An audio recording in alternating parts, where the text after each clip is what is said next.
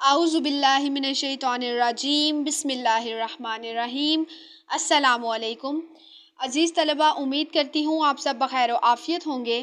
آج کا ہمارا ٹاپک ہے خواجہ میر درد کی شاعری کے بارے میں کہ وہ ایک صوفیانہ شاعر تھے یا نہیں۔ تو ہمارے پاس سوال ہے، خواجہ میر درد کی شاعری کے صوفیانہ لب و لہجے پر بحث کریں۔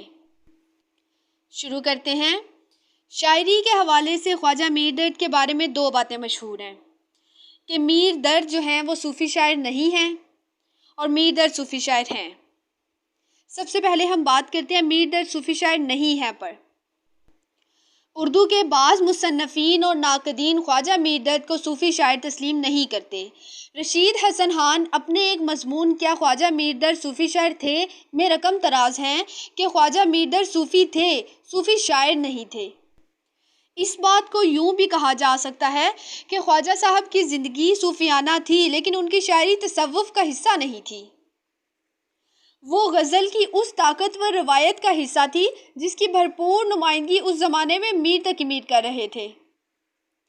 مجنوں گورکھ پوری بھی میر درد کو صوفی شاعر تسلیم نہیں کرتے کیونکہ انہیں میر درد کے اشعار میں سجادہ کا رنگ اور خانقاہ کی مہک محسوس نہیں ہوتی۔ ان کا خیال ہے کہ میر درد کو صوفی سمجھنے میں لوگوں کو دھوکہ ہوا ہے۔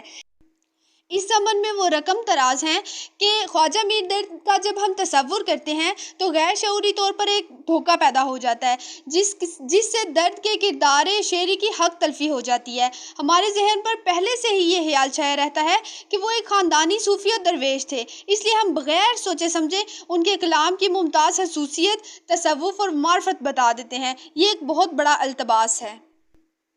اب ہم بات کرتے ہیں کہ میر درد صوفی شاعر ہیں۔ بہت سے مصنفین خواجہ میر درد کو صوفی شاعر تسلیم کرتے ہیں، جن میں سے ثاقب صدیقی کا کہنا ہے کہ یہ بات تو مانی ہوئی ہے کہ خواجہ میر درد کی شاعری میں متصوفانہ خیالات موجود ہیں۔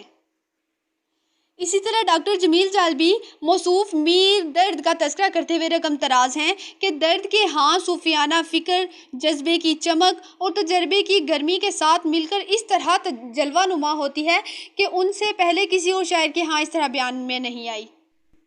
اس زمن میں ڈاکٹر سید عبداللہ رقم تراز ہیں کہ درد کی عظمت اس بات پر منحصر نہیں کہ ان کے کلام میں صوفیانہ خیالات پائے جاتے ہیں، بلکہ اس بات میں ہے کہ ان کی شاعری ایک صوفی کی شاعری معلوم ہوتی ہے۔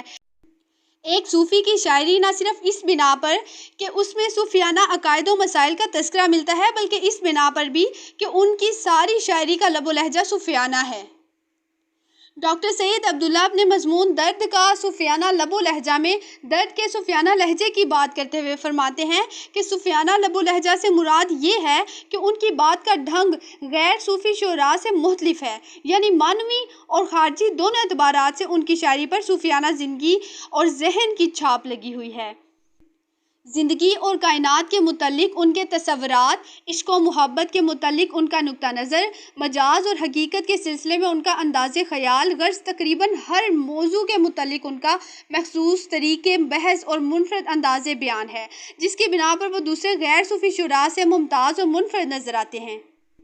اب ہم بات کریں گے درد کی غزل میں صوفیانہ عناصر۔ تو اول نمبر پہ آتا ہے عشق، وحدت الوجود اور وحدت الشہود، فنا یعنی موت، عظمت انسان، رضا اور توکل، خیر اور شر، صوفیانہ اصطلاحات۔ جی تو طلبہ، آج کا ہمارا ٹاپک تھا کیا خواجہ میر درد صوفی شاعر ہیں یا نہیں۔